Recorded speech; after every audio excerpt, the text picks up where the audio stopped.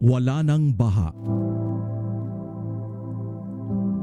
Genesis chapter 8 verses 1 to 22.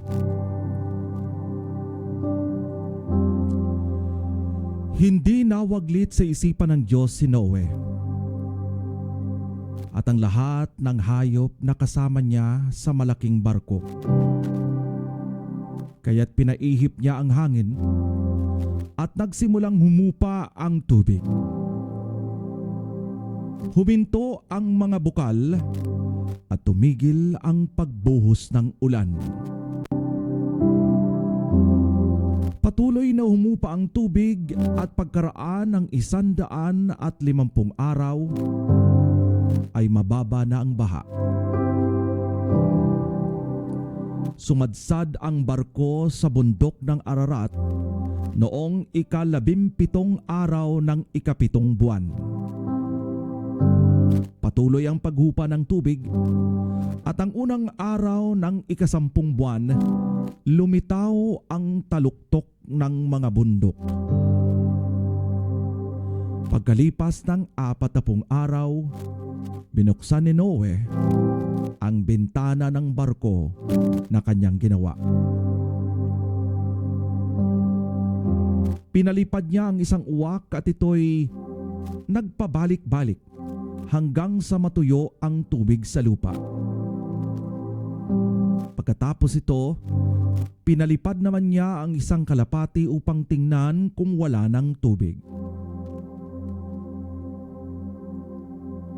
Palibhasa ay lagana pa ang tubig, hindi makalapag ang kalapati kaya't nagbalik ito at muling ipinasok ni Noe sa barko.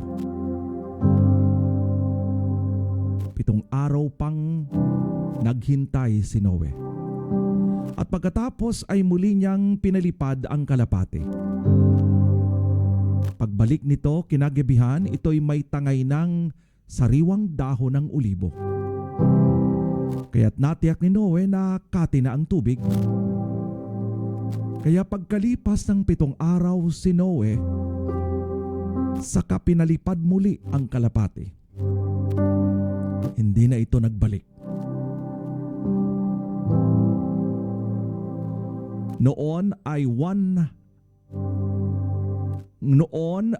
601 years old na si Noe. Nang unang araw ng unang buwan, inalis ni Noe ang takip ng barko at nakita niyang natutuyo na ang lupa. Nang ika-27 araw ng ikalawang buwan, tuyong-tuyo na ang lupa.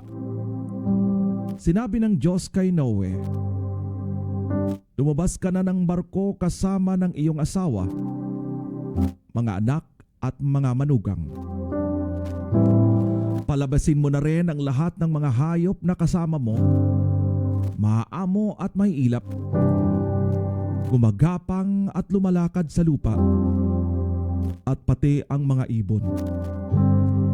Hayaan mo silang dumami at manirahan sa buong daigdig." At lumabas na nga si Noe at ang kanyang asawa, mga anak at mga manugang. Gayon din sunod-sunod na ring lumabas ang lahat ng hayop, may ilap at maamo, lahat ng gumagapang at lumalakad, pati mga ibon ayon sa kanilang uri. Si Noe ay nagtayo ng altar para kay Yahweh.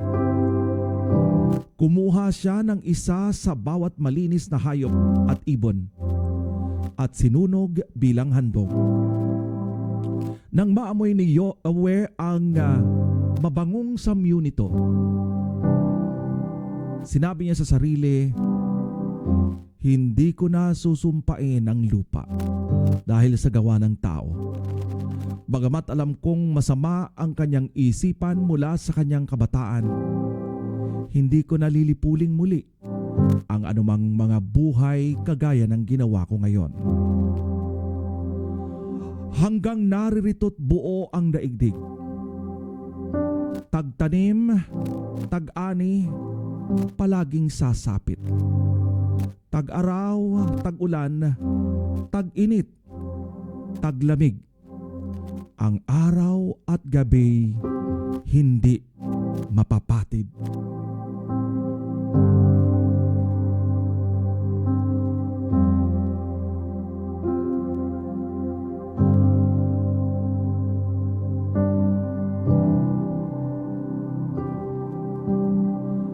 The rain had stopped falling from the sky. Genesis chapter 8, verses 1 to 22. English version.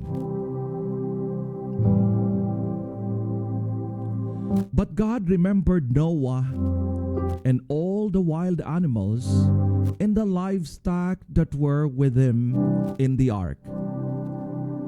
And it sent a wind over the earth, and the waters receded. Now the spring of the deep and the floodgates of heavens have been closed, and the rain had stopped falling from the sky. The water receded steadily from the earth. And the end of the 150 days, the water had gone down. And on the 17th day of the 7th month, the ark came to rest on the mountains of Ararat. The waters continued to recede until the 10th month, and on the first day of the 10th month, the tops of the mountains became visible. After 40 days, Noah opened a window he had made in the ark and sent out a raven, and it kept flying back and forth until the water had dried up from the earth. Then he sent out a dove to see if the water had receded from the surface of the ground.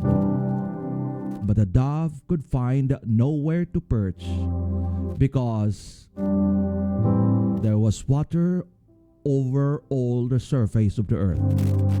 So it returned to Noah in the ark. He reached out his hand and took the dove and brought it back to himself in the ark. He waited 7 more days and sent again the dove from the ark. When the dove returned to him in the evening, there in its beak was a freshly plucked olive leaf. Then Noah knew that the water had receded from the earth. He waited 7 more days and sent the dove out again. But this time, it did not return to him.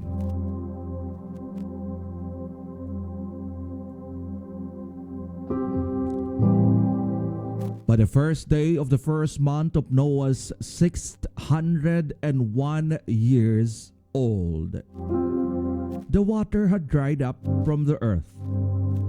Noah then removed the covering from the ark and saw that the surface of the ground was dry. By the 27th day of the second month, the earth was completely dry. Then God said to Noah, "Come out of the ark, you and your wife, and your sons and their wives. Bring out every kind of living creature that is with you, the birds, the animals, and all the creatures that move along the ground, so they can multiply on the earth and be fruitful and increase in number again." So Noah came out together with his sons and his wife and his sons' wives, all the animals and all the creatures that move along the ground, and all the birds, everything that moves on the land, came out of the ark, one kind after another. Then Noah built an altar to the Lord, taking some of the clean animals and clean birds. He sacrificed burnt offerings on it. The Lord smelled the pleasing aroma and said in his heart, "Never again will I curse the ground because of humans." Even though every inclination of the human heart is evil from childhood, never again will I destroy all the living creatures as I have done. As long as the earth endures, seed time and harvest, cold and heat, summer and winter, day and night will never cease.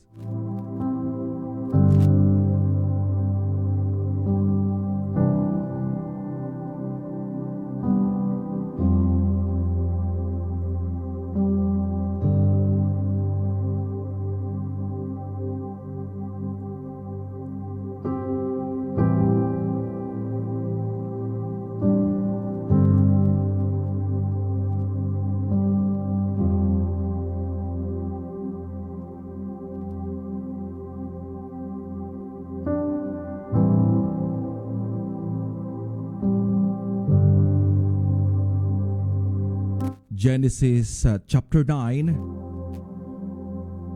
verses 1 to 29.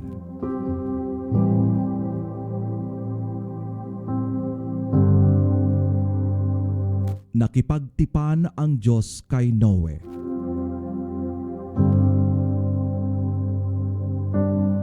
Si Noe, ang kanyang mga anak ay binasbasan ng Diyos.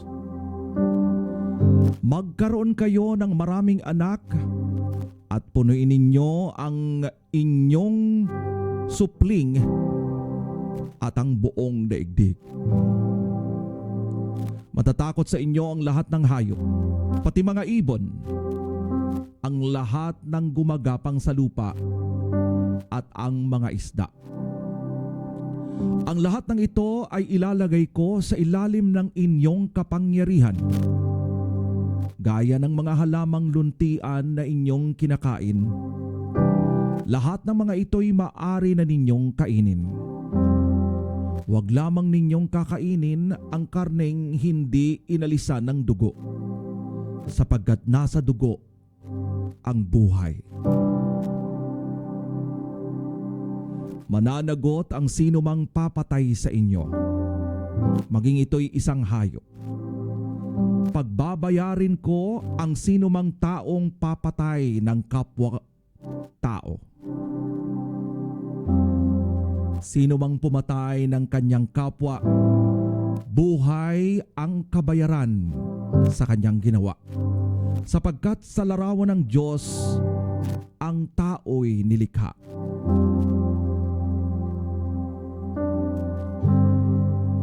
Magkaroon nga kayo ng maraming anak upang manirahan sila sa buong daigdig. Sinabi ng Diyos kay Noe at sa kanyang mga anak, "Ako'y nakikipagtipan sa inyo ngayon, pati na sa inyong magiging mga anak, gayon din sa lahat ng mga bagay na may buhay sa paligid ninyo, sa mga ibon, pati sa maamo at may ilap na hayop na kasama ninyo sa barko. Ito ang aking pakikipagtipan sa inyo. Kailanmay hindi ko nalilipulin sa pamamagitan ng baha ang lahat ng may buhay. Wala nang baha na gugunaw sa daigdig." Sinabi pa ng Diyos, "Ito ang magiging palatandaan ng walang hanggang tipan na ginagawa ko sa inyo at sa lahat ng hayop. Palilitawin ko sa mga ulap ang aking bahaghari, at iyan ang magiging tanda ng aking pakikipagtipan sa inyo. Tuwing magkakaroon ng ulap at lilitaw ang baghari, aalalahanin ko ang aking pangako sa inyo at sa lahat ng hayop. Hindi ko na lilipulin sa baha ang lahat ng may buhay. Tuwing lilitaw ang bahaghari, maaalala ko ang walang hanggang tipan na ginawa ko sa inyo at sa lahat ng may buhay sa balat ng lupa. At sinabi ng Diyos kay Noe, ito ang tanda ng aking pangako sa lahat ng nabubuhay sa lupa.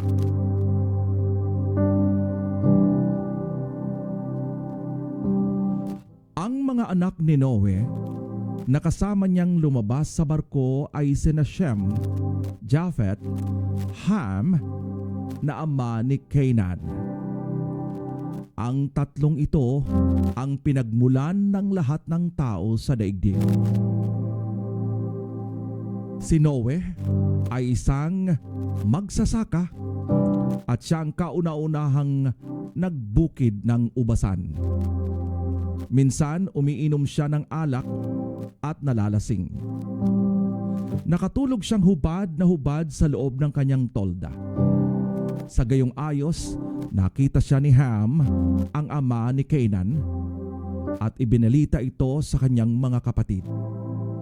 Kaya't kumuha sina Shem at Japhet ng balabal at iniladlad sa likuran nila.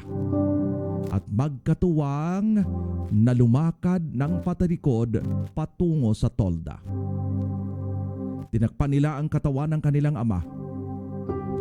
Ayaw nilang makita ang kahubaran ng kanilang ama.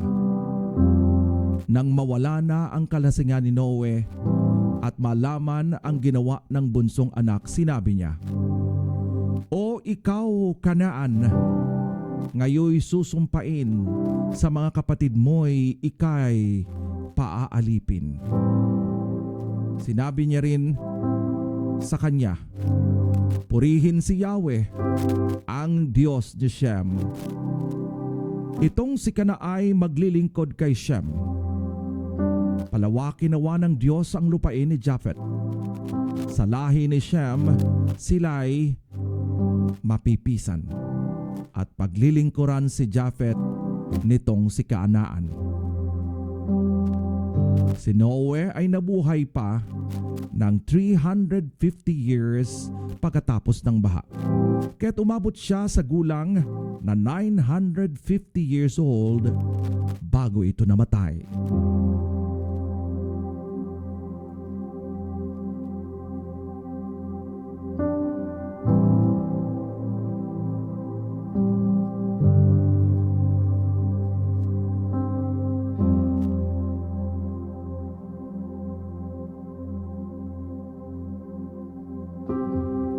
God's covenant with Noah.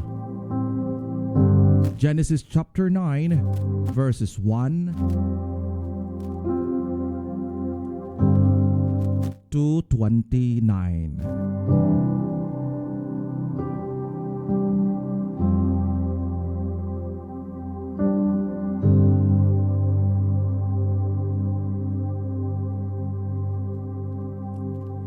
Then God blessed Noah and his sons, saying to them, Be fruitful and increase in number, and fill the earth. The fear and dread of you will fall on all the beasts of the earth, and all the birds in the sky, on every creature that moves along the ground, and all the fish in the sea that are given into your hands. Everything that lives and moves about will be food for you. Just as I gave you the green plants, I now give you everything. But you must not eat meat that has its life blood on it. And for your life blood, I will surely demand an accounting. I will demand an accounting from every animal, and from each human beings too. I will demand an accounting for the life of another human being. Whoever sheds human blood, by human shall their blood be shed. For in the image of God has God made mankind. As for you, be fruitful and increase in the number. Multiply on the earth and increase upon it. Then God said to Noah and to his sons with him, I now establish my covenant with you and with your descendants after you, and with every living creature that was with you, the birds, the livestock, and the animals, and all those that came out of the ark with you, every living creatures on earth, established by covenant with you.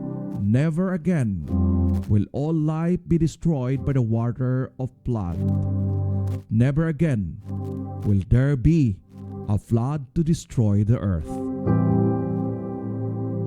And God said, this is the sign of the covenant I am making between me and you and every living creature with you, a covenant for all generations to come. I have set my rainbow in the clouds, and it will be the sign of the covenant between me and the earth. Whatever I'll bring clouds over the earth, and the rainbow appears in the clouds, I will remember my covenant between me and you and all the living creatures of every kind. Never again will the waters become a flood to destroy all life. Whoever the rainbow appears in the clouds, I will see it and remember the everlasting covenant between God and all the living creatures of every kind on earth. So God said to Noah, this is the sign of the covenant I have established between me and all the life on the earth. The sons of Noah who came out of the ark were Shem, Ham, and Japheth. Ham was the father of Canaan. These were the three sons of Noah. And from them came the people who were scattered over the whole earth. Noah, a man of the soil, proceeded to plant a vineyard. When he drank some of its wine, he became drunk and lay uncovered inside his tent. Ham, the father of Canaan, saw his father naked and told his two brothers outside. But Shem and Japheth took a garment and laid it across their shoulders. Then they walked in backward and covered their father's naked body. Their faces were turned the other way so that they would not see their father's naked. When Noah awoke from his wine and found out that his youngest son what had done to him, he said, "Cursed be Canaan, the lowest of slaves will be to his brothers." He also said, "Praise to be the Lord, the God of Shem. May Canaan be the slave of Shem. May God extend Japheth's territory. May Japheth live in the tents of Shem, and may Canaan be the slave of Japheth." After the flood, Noah lived 350 years old. Noah lived a total of 950 years old. Then he died.